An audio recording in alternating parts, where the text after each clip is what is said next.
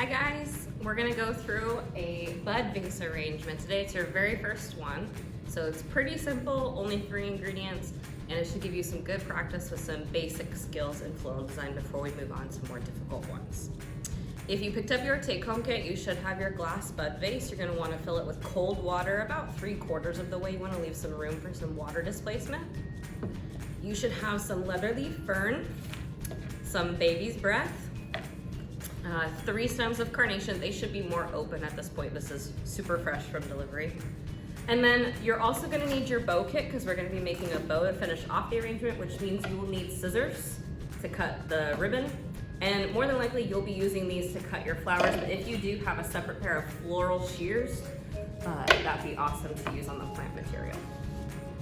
Before we get started with the arrangement today, I always like to draw on the board and show you kind of the step-by-step process of what we're doing, give you a little bit of some basic information, how to take care of the arrangement, and then we'll go into the demonstration. So I've got our bud vase here, please don't judge my drawings, and I'm gonna walk you through the process with our ingredients and our focus skills.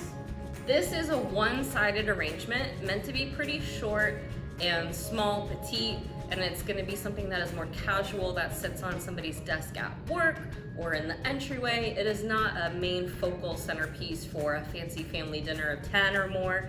So our size is a little bit different on this one than you might realize. And because it's one-sided, we're gonna be starting with our greenery today, our leather leaf fern, to create our wall, our background, that we'll put everything else in front of. So we're gonna be starting with these 2 pieces of leather leaf fern, and we're gonna create our wall in the background. Leather fern is kind of triangular in shape, so that's pretty nice. It's a broader leaf that will kind of enhance the rest of our design. The first thing to understand is that because that is our background, that will be our tallest and our widest point. Everything else is gonna be within the borders of the leather leaf fern. So we need to figure out how short to cut this thing.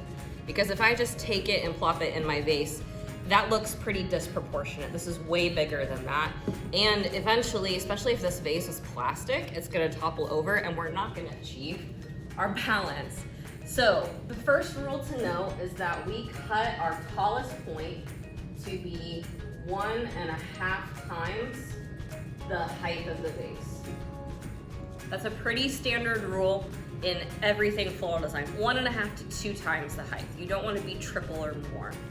So that means I'm literally gonna take a look at my vase and I'm gonna measure it. I'm not gonna get a ruler out or anything, I'm just gonna eyeball it. I wanna be 1 and a little bit more, half, and that will be my tallest point where my tip of the leather leaf fern will sit. So 1.5, and basically on my drawing line, it's gonna be way up here. And then stem going in the water. The first extra skill I need to teach you is about how to take care of this arrangement, how to make it last as long as possible. These plants we chose for this arrangement, if you take care of this correctly, this arrangement could last anywhere up to 2 weeks or more. So the first thing you need to know is water management. In this vase, you filled it about 3/4 of the way with water, cold water. You need to change that every 2 to 3 days and give it fresh water. When you do that, you should take everything out of the vase, just grab it by the hand so that it doesn't lose its place, but take it all out and give it a fresh cut on the stem so that it can suck up that water nicely. This starts to kind of dry out and die off, and so its sponge effect isn't as good, its wicking effect, so you wanna do that. The other thing is to keep this water as nice as possible in those 2 to 3 days that you're taking to change, is we don't want any leaves or any dirty material in the water. What's causing the dying of the flowers is evaporation of the water, but also the health of the water. And dirty water occurs when we have decaying material. So if any of these leaf branches are gonna be below the water line when you cut it to size, you need to remove them. And a lot of these things you can literally just peel with your hands. You don't even need to use your clippers, but just be aware of that as we move on into the carnation. They've got these little leaves, and then into the baby's breath. You might have to remove some pieces and sacrifice them in order to benefit the overall arrangement. So 1.5 is the height rule. We're gonna change the water every 2 to 3 days.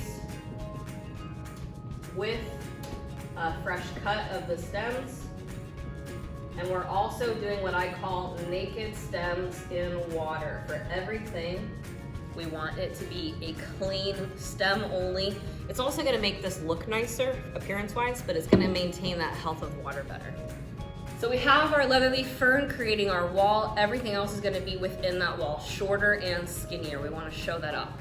So the next thing we're gonna do is the carnations. You should have 3, and we're going to put them here in a triangle kind of waterfall cascade pattern. I don't want all these buds to be at the same height or in a line. I want to space them out in the arrangement to kind of show off. These are the star of the show. This is our main flower. When these actually open up and pop, which they're gonna do, hopefully by the time you're actually doing the arrangement, I mean, they come out to there, they're pretty big. So we're gonna place them within the greenery in kind of a staggered pattern. I want to space them out and use them throughout the arrangement. Just like before, we're going to cut them down to the side so it's below that line. And I also am going to remove all of these little leaves so that it's naked stems in that water. Lastly, we've got baby's breath. Baby's breath is our accent, our filler flower, and lots of people love baby's breath, but they tend to overdo it. If I used all of this, it is more mass than these 3, and this is the main flower. So I don't want to overtake these guys. I just want to enhance them and fill in any gap space.